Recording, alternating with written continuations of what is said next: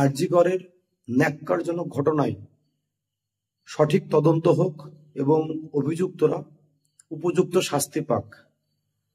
কিন্তু আমার বারবার একই কথা মনে হচ্ছে, আমার শুধু মনে বলছে মমিতা দেবনাথের বাবা মায়ের কথা।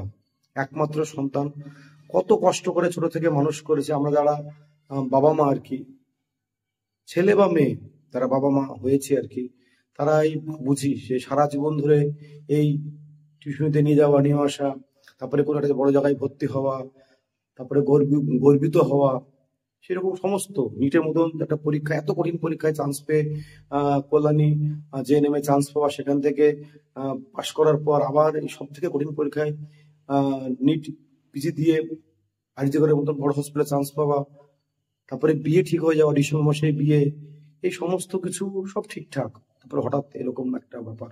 শুধু বাবা মায়ের মনের মধ্যে কি হচ্ছে, আমার শুধু এটা ভেবেই আমার খুব খারাপ লাগছে, মানে মনটা ভারাক্রান্ত হয়ে যাচ্ছে। যতই ভাবছি বাবা মায়ের কথাটা, এত চারিদিকে প্রচার, চারিদিকে সবকিছু হচ্ছে আর কি, আন্দোলন সবকিছু, কিন্তু কোনোদিনই কি সম্ভব ওই একমাত্র মেয়েটিকে তার বাবা মার কাছে ফিরিয়ে দেওয়া?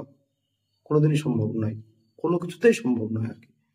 এটাই বারবার মনে হচ্ছে যে কি করে ওই বাবা মা তার সারাটা জীবন কাটাবে মেয়েকে ছাড়া, বা যার সঙ্গে বিয়ের কথা হয়েছিল ঠিকঠাক হয়ে গেছিল আর কি, তার জীবনটাই বা কেমন হবে আর কি।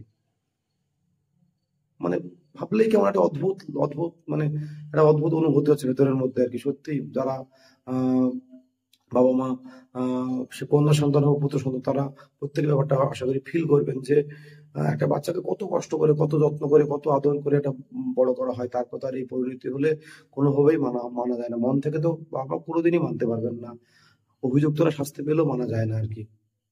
তো এরকম ঘটনা যেন না ঘটে, এটাই আমার মানে মনে হয়, মানে এরকম ঘটনা যেন পশ্চিমবঙ্গের বুকে তথা ভারতবর্ষের বুকে যেন আর না ঘটে আর কি। কোনো মায়ের বা বাবার জন্য বুকটা এরকম করে খালি না হয়ে যায়, এটাই আবেদন। জাস্টিস ফর আরজি কর। স্বাধীনতার মধ্যরাতে নারী স্বাধীনতার জন্য মেয়েরা রাত দখল করো, দ্য নাইট ইজ আওয়ার্স। অসাধারণ ক্যাপশন, অসাধারণ ভাবনা। পশ্চিমবঙ্গের বিভিন্ন প্রান্তে 14ই আগস্ট মধ্যরাতে রাত্রি 11:50 থেকে পশ্চিমবঙ্গের বিভিন্ন প্রান্তে একটা জমায়েত হচ্ছে, মেয়েরা রাত দখল করা, এই ক্যাপশন নিয়ে। আপনারা দলে দলে সকলে, সকল শ্রেণীর মানুষ, সকল ধর্মের মানুষ যোগদান করুন। এই নিঃশব্দ বিপ্লব, নিঃশব্দ আন্দোলনকে সফল করে তুলুন, আরো বেশি করে জমায়েত করুন। এটা যা সেটা নিঃশব্দ প্রতিবাদ, যাতে এই ধরনের ঘটনা আর ভবিষ্যতে না ঘটে। নিজেদের জন্য, নিজেদের পরিবারের জন্য, নিজেদের মা বোনদের জন্য, নিজেদের মায়েদের জন্য, সবার জন্য এই আন্দোলন সকলের। তাই দলমত নির্বিশেষে সকল মানুষ, সমাজের সকল মানুষ এই আন্দোলনে যোগ দিয়ে আন্দোলনকে সাফল্যমণ্ডিত করে তুলুন। এই লড়াই আমাদের সকলের। মেয়েরা রাত দখল করো, the night is really yours. ধন্যবাদ।